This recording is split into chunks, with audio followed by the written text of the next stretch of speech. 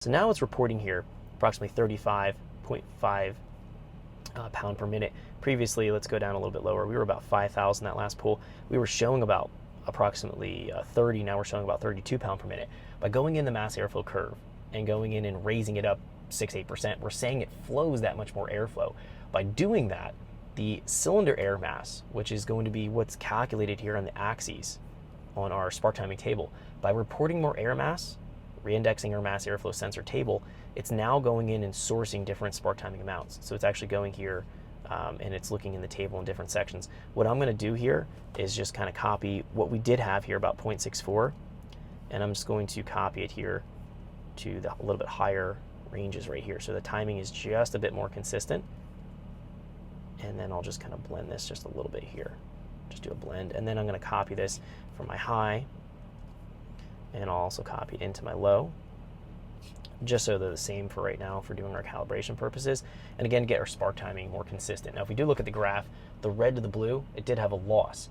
That probably was because the timing was a bit lower, because the reported air mass changed our spark air mass indexing on that table, and it actually dropped the spark timing. So let's go and flash this real quick here. Let's just make sure we're off our scanner, that we're disconnected, and we're not. So let's go disconnect there, otherwise it won't let us flash.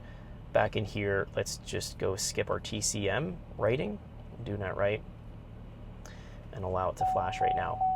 So we're almost there for the mass airflow right here. So it's probably almost dialed in. I think probably the next pull we might get there. I do hear when I'm making pulls, I hear a noise that sounds like knock. May not actually be knock, it may just be some other kind of noise or some kind of rattling going on, but it sounds to me like it's knock. But the knock sensors aren't reporting it, and usually the knock sensors are very sensitive on these Gen 4s, and they're going to easily report if there's actual knock activity. So it's interesting. My ears are probably picking up something else that I'm hearing, and I'm not actually getting any knock. So it's just making me a little bit leery working with the spark timing. I don't want to put a whole bunch of spark timing in it if it needs to have it taken out. But the knock retard and the knock sensor calibration hasn't been touched on this. This is all original from GM, so I'm going to rely on it that it's accurate. All right, let's finish. Almost ready to be done. And then we'll do our next pull here. All right, that looks like it's completed.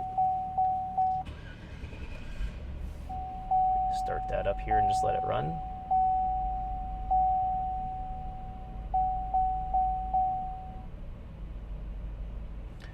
Okay, so let's go back into our scanner here. Let's just start up our scanner.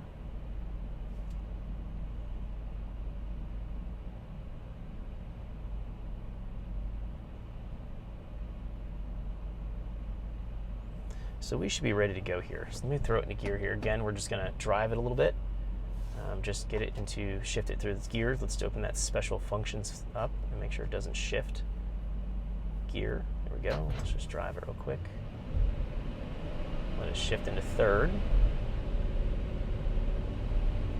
I think that's third gear right there. Let's command this on, and let's start our dyno run here. So let me just get my foot kind of in place here, get the converter to lock, and do our pull.